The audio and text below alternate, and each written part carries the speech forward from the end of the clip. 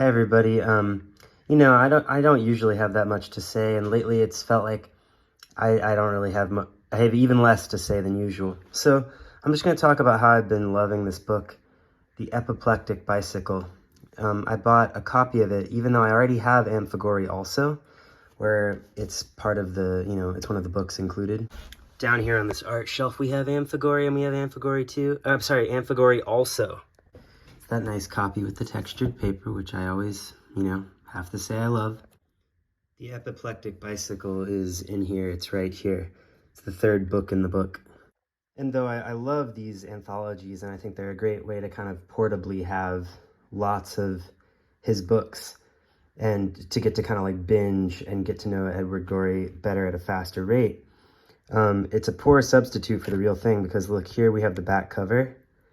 And it's missing like the only thing that that really makes the shoes, the thing that makes the shoes pop at the end of the story. Because we know that Embley loses her 14 pairs of yellow shoes. And here the shoes aren't yellow, they're just white. And here the shoes get to be yellow, which I think is really good.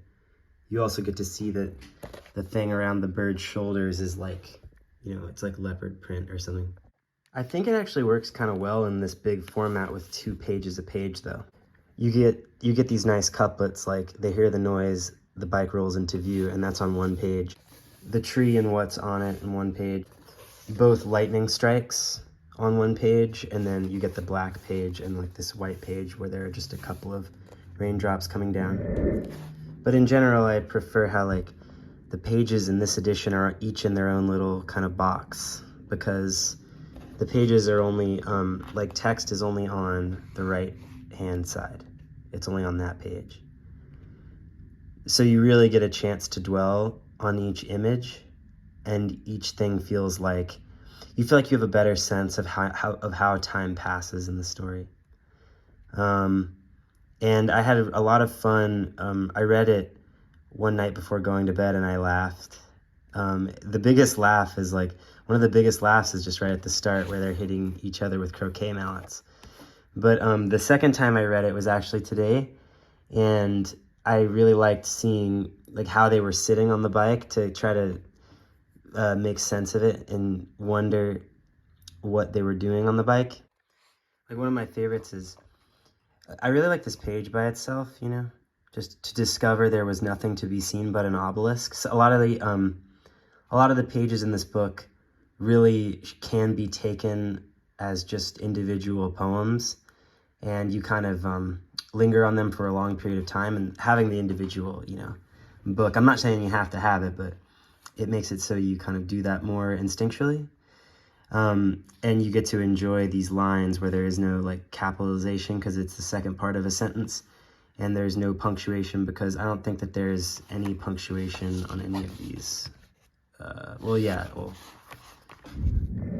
Never mind, there is punctuation there. There are periods, but there's a nice feeling when you take the pieces of a sentence and kind of separate them, and put them side by side and put some space between them, and you get something that looks like it could be the end of the sentence, but there's no period there, and you have that nice receiving a text message feeling of not really having any punctuation there. It's kind of nice in a surrealist context. It's like you're receiving a surrealist text message or something. But I just liked looking at where they were standing on this bike because they're facing away. It's like they see the obelisk and they're like, and the bike is just sort of taking them toward it, but they're kind of looking back like, is somebody following us or something? Or who did this? Who put this obelisk here? And of course you find out what the obelisk, what the obelisk does, but it was really fun to look at how they were standing on the bike. And yeah, I've been enjoying this thing. I read it a couple of times recently. It's like one of those editions where it's a paperback, but it's kind of, it's like a kid's book. It's like, it's nicely done. It has like, it's not just a single sheet of paper. It's kind of folded over. It's this nice paper folded over. And on the spine, there's just a little bit of discoloration from the hands that have held it over the years. I got it at a comic book store. I was at a comic book store and I got like a $1 comic, this like who's who of some comic book heroes and characters. And I didn't want to just put that on my card, and I wanted to kind of support the comic book store, so I looked in the back, and they had a copy of this.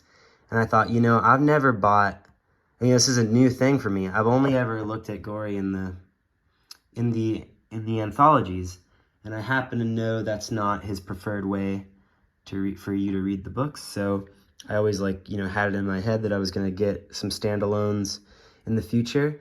Like maybe of some favorites like The West Wing or The Unstrung Harp or Gashly Crumb Tinies or something like that. And this just happened to be the first one. I think it would be really cool to have a standalone copy of The Curious Sofa. The Curious Sofa is that's a good scary one that would be good to have on hand. It would be good to be able to bring out to, just read if you and your friends are reading poems one day. This one it's really been a nice little breath of fresh air these past couple of days when I've been a bit fuzzy in the head, almost with a kind of brain fog. It's been cool to have this book to kind of hang out in during these kind of more sedentary days here at the house by myself, because people have gone on trips. Wow, the light changed and now the color of the paper looks so much more saturated. Anyway, that's been some bits of my experience of this book. Have you guys read the Epiplectic Bicycle, or do you have a favorite Gory standalone book, or do you only read the anthologies because you kind of treat it like this is a Denis Levertov collected poems from such and such a time to such and such another time. Yeah. Oh wait, it's a 7th printing of a book published in 1969. I think it would be cool if there was some sort of database where you could look and see when those printings were made. When was the 7th printing, Because the 7th printing wasn't in 1969, I guess. The 7th printing, it wouldn't have sold like hotcakes. I guess with a book like this, where you imagine it having a steady but small cult following, you imagine printings lasting you kind of a while.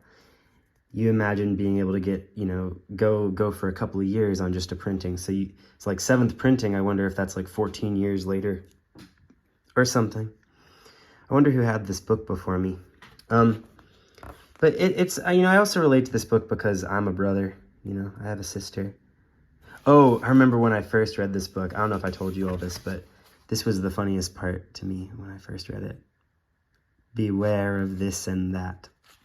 Oh, and this is this page is like a true hotspot because you've got a good, surrealist text sentence, and then, surrealist DM, and then you've got this wonderful, one of the best speeches in the whole book, which includes such speeches as la and donk. The feather falling from the bird, the bird's great speech, the Embley and Hubert in a very peculiar, kind of position, the bike in a really peculiar position, unsure of where to go or where to turn, it's about to fall over to its left. Although I do know that this bike can get up on its own because they were playing it. I mean, it rolls into view by itself. They're kind of playing tug of war with it earlier, and then when they fall down, it kind of stands up and watches them sleep, I guess. Yeah, love that page.